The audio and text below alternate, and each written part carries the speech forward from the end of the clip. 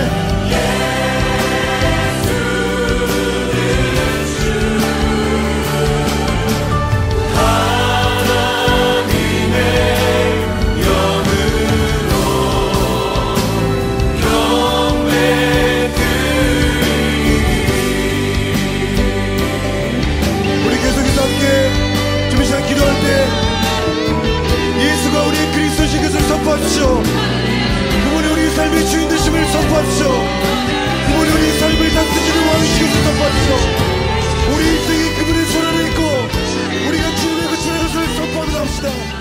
주님, 예수 그리스도는 우리 주님이십니다. 우리 왕 되십니다. 주님 우리를 도와주시옵소서. 제23장. 무리가 다 일어나 예수를 빌라도에게 끌고 가서 고발하여 이르되, 우리가 이 사람을 보매 우리 백성을 미혹하고 가이사에게 세금 바치는 것을 금하며 자칭 왕 그리스도라 하더이다. 빌라도가 예수께 물어 이르되, 네가 유대인의 왕이냐? 내 말이 옳도다. 빌라도가 대제사장들과 무리에게 이르되, 내가 보니 이 사람에게 죄가 없도다. 무리가 더욱 강하게 말하되, 그가 온 유대에서 가르치고 갈릴리에서부터 시작하여 여기까지 와서 백성을 소동하게 하나이다. 제자들과 유월절 식사를 마친 예수님은 감난산으로 자리를 옮겨 제자들과 함께 기도를 하였습니다. 이때 가로등 유다는 예수님을 배신하여 종교 지도자들에게 예수님을 팔아 넘겼습니다. 대제사장의 집에 잡혀온 예수님은 지키는 자들에게 희롱을 당했고, 이때 베드로는 닭이 울기 전 3번 예수님을 부인했습니다. 날이 밝은 후에는 공회에 끌려가 신문을 받았고, 모든 것을 하나님의 뜻대로 판단하는 공회에서 하나님으로 이 땅에 오신 예수님은 죄인이 되었습니다. 죄인이 된 예수님은 곧 그에 합당한 처벌을 받아야 합니다. 공회로 모인 자들이 원하는 처벌은 사형입니다. 그들은 예수님을 죽이고 싶어 했습니다. 하지만 그들에게는 예수님을 죽일 수 있는 권한이 없었습니다.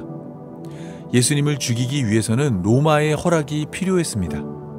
그래서 공회로 모인 자들은 예수님을 이끌고 빌라도를 찾아갔습니다. 공회로 모인 자들은 빌라도에게 예수님의 죄를 3가지로 고발하였습니다. 첫째는 예수님이 유대민족을 미혹하였다는 것이고, 둘째는 가이사에게 세금 바치는 것을 금하였다는 것이며, 셋째는 예수님이 자칭 왕 그리스도라 말하였다는 것입니다. 공회의 고발은 형식도 잘못되었고 내용도 잘못되었습니다. 공회로 모인 자들은 예수님에게 그리스도인지를 물었고 하나님의 아들이라면 답하라 말하였습니다. 그들의 신문은 모두 종교적인 것들입니다. 하지만 정작 빌라도에게 고발할 때 그들은 정치적인 것들로 예수님을 고발했습니다. 예수님이 백성을 선동하고 납세를 금하며 반역을 도모했다 말한 것입니다. 물론 이러한 고발의 내용은 모두 잘못된 것들입니다. 예수님은 백성들이 억지로 임금 삼으려 할 때면 그들을 피해 먼 길로 떠났고, 가이사의 것은 가이사의 것이라 말하였으며, 예수님이 그리스도인지 묻는 질문에 내가 말할지라도 너희가 믿지 아니할 것이요 내가 물어도 너희가 답하지 아니할 것이라 답하였습니다. 공회의 고발은 어느 것 하나 맞는 것이 없었습니다. 하지만 그럼에도 불구하고 공회로 모인 자들은 정치적인 이유를 들어 예수님을 고발했습니다. 이는 빌라도가 처한 역사적 배경 때문입니다. 빌라도는 유대에 파견된 5번째 총독이었습니다. 원래 유대 땅은 사마리아와 더불어 헤롯 대왕이 직접 통치하던 곳이었습니다. 헤롯이 죽은 후에는 그의 유언대로 3명의 아들들이 그 땅을 분할하여 통치하였습니다. 3 아들 중 아켈라오는 그의 아버지를 닮아 매우 잔인하게 통치를 하였습니다. 자신의 왕권 계승을 반대하는 유대인 3,000명을 무자비하게 살해하였습니다. 그래서 로마의 황제 아우구스투스는 아켈라오를 재판하여 고을 지방으로 추방하였습니다. 이후 유대와 사마리아 지역은 로마의 직접적인 통치를 받게 됩니다. 코포니우스를 시작으로 엠비플러스, 안니우스 루포, 발레리우스 그라투스에 이어 본디오 빌라도가 주 26년에 총독으로 부임했습니다. 역사에 기록된 본디오 빌라도는 아첨하고 폭력적이며 신중하지 못한 총독으로 나타납니다. 필로가 기록한 로마 황제 가이우스에게 보낸 특사에서 빌라도는 완고하고 냉혹하며 강팍한 성격의 소유자로 소개됩니다. 요세푸스는 유대 고대사에서 빌라도는 티베리우스 황제에게 잘 보이기 위해 황제의 형상을 본떠 방패와 군기를 제작해 예루살렘 곳곳에 걸어놓았다 말하였고, 헤롯 대왕의 후손인 아그리파 1세는 빌라도를 천성적으로 고집이 센 사람이며 굽힐 줄 모르는 엄격한 사람이라 말하였습니다.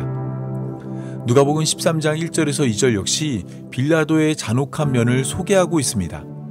빌라도는 독립운동을 전개한 갈릴리 사람들을 곤봉으로 쳐서 죽이고 그들의 피를 제물에 섞었습니다. 빌라도의 성품이 이러하기에 그는 총독으로 있는 동안 2번의 밀란을 경험했습니다. 첫 번째 밀란은 가이사랴에 있던 총독 휘하의 군대 사령부를 예루살렘으로 옮기려 할 때 일어났습니다. 이스라엘 백성들은 하나님의 거룩한 성 예루살렘에 황제의 형상을 새긴 방패와 군기가 들어오는 것을 원치 않았습니다. 그래서 많은 사람들이 가이사랴로 몰려가 군대 사령부의 이전을 멈춰달라 거칠게 탄원했습니다. 빌라도는 이전의 총독들이 유대인들과의 갈등으로 자리에서 물러났기에 5일간 주변 상황을 살핀 후 이스라엘 백성들의 말을 수용하여 계획을 철회하였습니다. 하지만 시간이 지나며 빌라도는 자신의 자리를 더욱 견고히 하기 위해 황제의 형상을 예루살렘에 있는 궁전은 물론이고 예루살렘 성전에 로마의 신들의 이름과 형상이 새겨 있는 방패를 걸어 놓았습니다. 또한 상수도 건설을 위해 성전 금고의 돈을 가져갔습니다. 이때 2번째 밀란이 일어났습니다. 이스라엘의 독립을 주도하던 열심당원들은 조직적으로 빌라도에게 저항했고, 빌라도는 무자비하게 밀란을 진압했으며 곁에서 구경하던 자들도 함께 처형했습니다. 이러한 대응은 빠르게 밀란을 진압했지만 민심은 제대로 수습하지 못했습니다. 이스라엘 백성들은 기회가 있을 때마다 티베리우스 황제에게 빌라도의 만행을 상소하였습니다. 이 과정 중 빌라도는 예루살렘에 배치한 방패와 군기를 철수시켰습니다. 황제의 마음을 얻기 위해 과잉된 충성을 보이려다 오히려 그는 황제의 눈에서 멀어졌기 때문입니다. 공회로 모인 자들은 이러한 빌라도의 상황을 파악하고 있었습니다. 빌라도가 밀란을 경계하고 두려워한다는 것을 잘 알고 있었습니다. 그래서 그들은 예수님을 종교적인 내용으로 고발하지 않고 정치적인 내용으로 고발하였습니다. 빌라도가 예민하게 생각하는 것들을 앞세워 예수님이 백성을 미혹하고 세금 바치는 것을 금하며 자칭 왕 그리스도라 했다 말한 것입니다. 예수님과 마주한 빌라도는 예수님을 향해 단 하나의 질문만 하였습니다. 그가 예수님에 대해 알고 싶은 것은 단 하나였습니다. 그는 예수님이 유대인의 왕인지 알고 싶었습니다. 그래서 내가 유대인의 왕이냐 물었습니다. 여기서 유대인의 왕이란 표현은 철저히 정치적인 호칭입니다. 이러한 호칭은 로마인들이 헤롯 왕을 부를 때 사용했던 로마식 표현입니다. 이스라엘 백성들은 그들의 왕을 유대인의 왕으로 부르지 않았습니다. 구약을 배경으로 그리스도, 다윗의 자손, 이스라엘의 왕, 찬송받을 자의 아들 등으로 불렀습니다. 따라서 빌라도가 예수님에게 내가 유대인의 왕이냐 물은 것은 예수님이 정치적으로 밀란을 도모해 유대인의 왕이 되려 했는가를 묻는 질문입니다. 개역개정 성경을 보면 예수님은 빌라도의 질문에 내 말이 옳도다라고 말하고 있습니다. 이 번역을 따를 경우 예수님은 종교적 그리스도가 아니라 정치적 그리스도가 됩니다. 공회로 모인 자들이 고발한 거짓된 내용을 모두 인정한 것이 되며 지금까지 복음서가 제시한 예수님의 모습과 다른 예수님이 됩니다. 하지만 헬라어 본문을 보면 예수님의 대답은 다르게 볼 여지가 많습니다. 헬라어 본문은 예수님의 대답을 짧게 내가 말했다로 소개합니다. 여기에는 빌라도의 말에 수긍하거나 인정하는 내용이 포함되지 않습니다. 그렇다 보니 공동 번역은 예수님의 대답을 그것은 내 말이다 라고 번역하였고, 새 번역은 당신이 그렇게 말하고 있어 라고 번역하였으며, 영문 번역인 ESV는 You have said so 라고 번역했고, 신학자 존 놀랜드는 이를 의문문으로 보아 내가 유대인의 왕으로 보이느냐로 번역하였습니다. 대체로 예수님의 대답을 그것은 빌라도의 말이라는 것에 초점을 맞춥니다. 이러한 해석은 앞서 살펴본 공회의 신문과도 맥을 같이 합니다. 예수님은 자신을 향해 하나님의 아들이냐 묻는 질문에 너희들이 내가 그라고 말하고 있느니라 답하였습니다. 자신의 입으로 질문에 답을 한 것이 아니라 질문을 받아 그렇게 말하는 것은 너희라 말한 것입니다. 따라서 이번에도 예수님의 답변은 내 말이 옳도다라는 수긍의 대답이 아니라 그것은 내 말이다 혹은 당신이 그렇게 말하고 있다로 번역되는 것이 더 적절해 보입니다.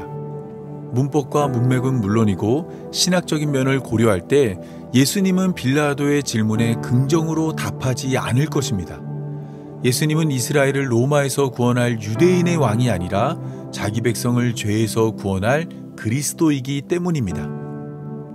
예수님의 대답이 내 말이 옳도다가 아니라는 것은 빌라도의 결정을 보면 더욱 분명해집니다. 만약 예수님이 내 말이 옳도다라는 말을 통해 자신이 유대인의 왕인 것을 자백했다면 백성을 미혹하고 가이사에게 세금 바치는 것을 금하며 자칭 왕 그리스도라는 것을 인정한 것이 되고, 그렇다면 예수님은 죄 없는 자가 아닌 죄 있는 자로 선포되었을 것입니다. 하지만 빌라도는 예수님의 대답을 듣고 이 사람에게는 죄가 없다 말하였습니다. 예수님이 그의 질문에 긍정으로 답하지 않았기 때문입니다. 요한복음은 당시의 정황을 보다 자세히 소개하고 있습니다.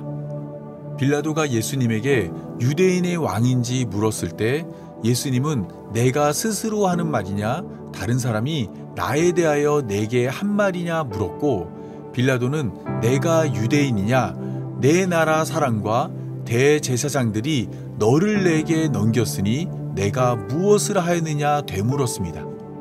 이때 예수님은 내 나라는 이 세상에 속한 것이 아니니라. 만일 내 나라가 이 세상에 속한 것이었더라면 내 종들이 싸워 나로 유대인들에게 넘겨지지 않게 하였으리라. 이제 내 나라는 여기 속한 것이 아니니라 라고 답하였습니다. 예수님은 자신을 유대인의 왕으로 묻는 빌라도에게 자신의 나라는 여기에 속한 것이 아니라는 말을 통해 자신이 정치적 그리스도가 아니라는 것을 확실히 하였습니다. 대신 예수님은 자신의 나라는 이곳에 속하지 않았다는 말을 통해 자신이 종교적 그리스도라 말하였습니다. 예수님의 이러한 답변은 빌라도가 알고자 했던 말을 충족시켰습니다. 빌라도는 예수님이 정치적 그리스도라면 그 죄를 묻고 그에 맞는 처벌을 내려야 한다 생각했지만, 종교적 그리스도라면 예수님에겐 아무런 문제가 없다 생각했습니다. 오히려 예수님이 종교적 그리스도라면 이 문제는 빌라도가 처리할 것이 아니라 유대인의 자치기구인 사네드린 공회가 처리할 일이라 생각했습니다. 그래서 빌라도는 예수님을 고발한 자들에게 예수님은 죄가 없다 말하였습니다. 공회로 모인 자들은 빌라도의 결정을 받아들일 수 없었습니다. 그들에게는 예수님을 가둘 수 있는 권한은 있었지만 예수님을 죽일 수 있는 권한은 없었기 때문입니다. 예수님을 죽이지 못하고 가둬두기만 하는 일은 공회의 위기로 연결됩니다. 예수님을 가둔다면 예수님을 지지하는 자들이 공회로 몰려와 그들에게 돌을 던질 것이 분명하기 때문입니다. 그래서 공회로 모인 자들은 벼랑 끝에 선 사람처럼 빌라도를 압박했습니다.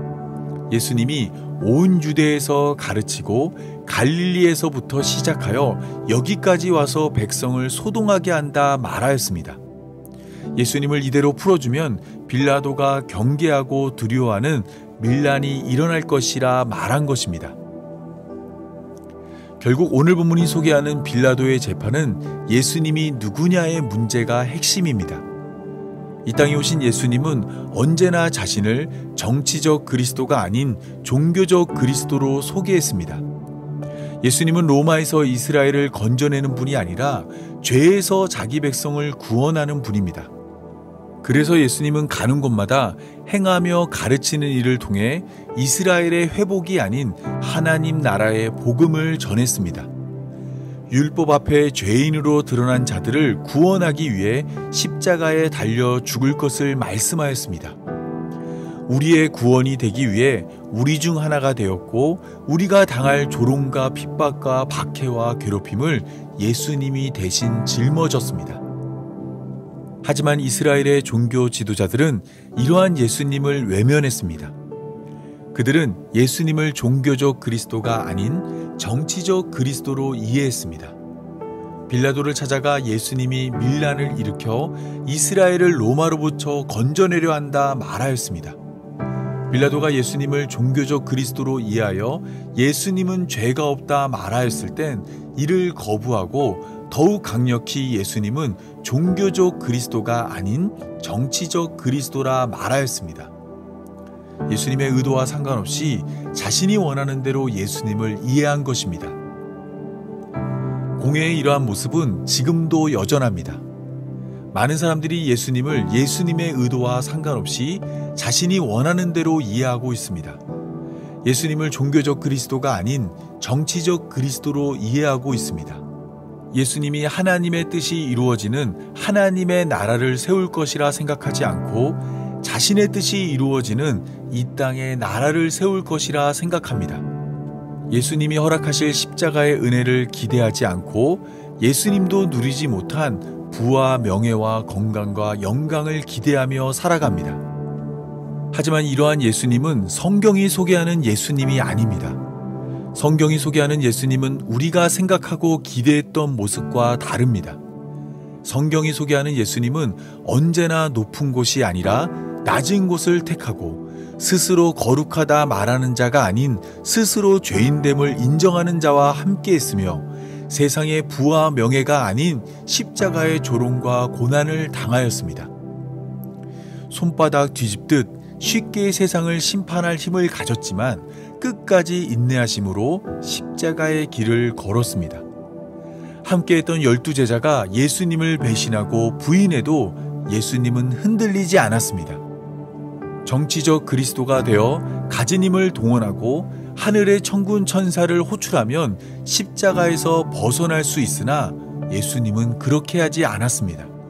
예수님은 종교적 그리스도로 우리가 도저히 해결할 수 없는 죄의 문제를 해결하기 위해 이 땅에 오신 분이기 때문입니다. 히브리서 12장 2절이 소개하는 것처럼 예수님은 우리의 구원을 바라보며 십자가를 참았습니다. 죄의 값인 사망을 십자가에서 지불하기 위해 하나님이 죽으셨습니다. 따라서 우리는 이러한 예수님을 바라보며 예수님이 그리스도로 어떠한 일을 하였는지 항상 생각하고 기억해야 합니다. 우리가 믿는 예수님은 정치적 그리스도가 아닌 종교적 그리스도입니다. 종교적 그리스도인 예수님은 우리의 삶을 더 높은 곳으로 인도하는 분이 아니라 십자가로 인도하는 분입니다. 길이 좁고 협착하여 찾는 이가 적은 길로만 인도하십니다. 때문에 그 길을 걷는 삶은 언제나 고되고 외롭습니다. 아무도 함께하지 않는 것처럼 느껴집니다.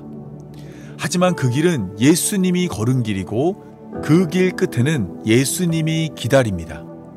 세상에서 조롱받고 핍박당한 우리를 예수님이 기다리십니다. 이 사실을 믿고 기대하며 계속되는 오해에도 불구하고 십자가를 향해 걷는 성도의 삶이 되기 바라며 오늘 말씀 맺겠습니다. 다 함께 기도하겠습니다. 우리를 죄에서 구원하시는 하나님, 언제나 부족하고 이기적이며 선한 것보다 악한 것에 마음을 쏟는 우리를 교회로 부름받은 성도가 되게 하신 감사합니다. 불러주신 은혜를 따라 하나님 나라만 생각하고 하나님 나라만 바라보며 하나님 나라만 기대해야 함에도 우리 안에 다른 생각과 다른 나라와 다른 기대만 품는 그릇된 마음을 용서하여 주옵소서. 뒤돌아서면 다시 또 제자리인 우리의 걸음을 하나님의 말씀으로 인도하여 주시고 주님 다시 오시는 날까지 우리를 죄에서 구원하신 예수님만 바라보는 삶이 되게 하여 주옵소서. 이 모든 말씀 예수님의 이름으로 기도합니다. 아멘.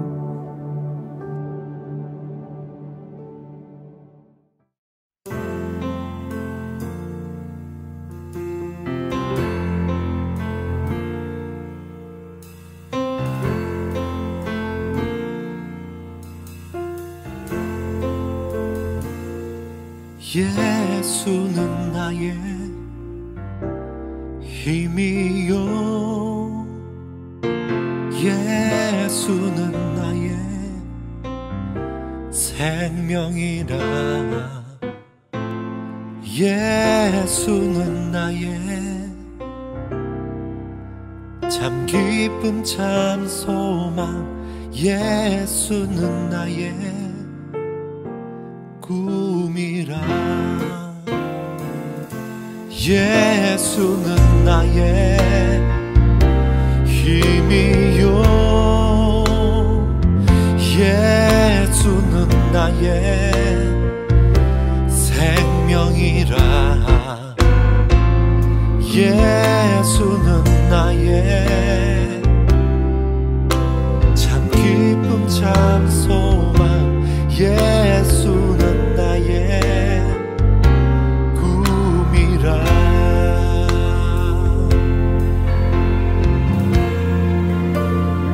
예수는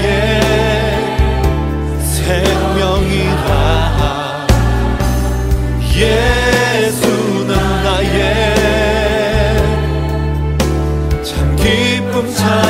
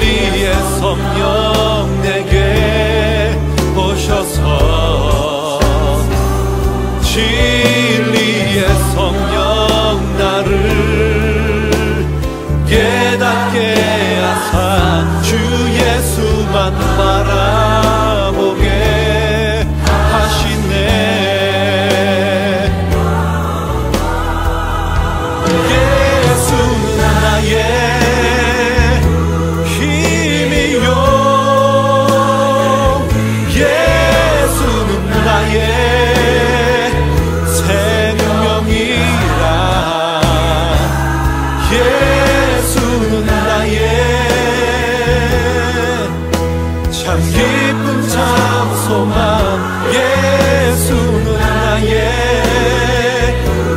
꿈이라 예수는 나의 힘이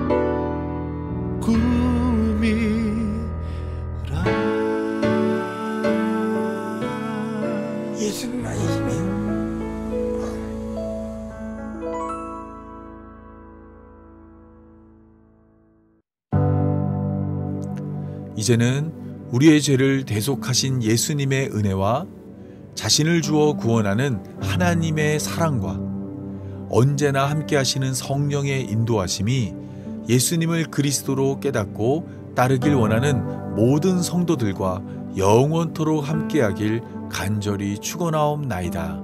아멘.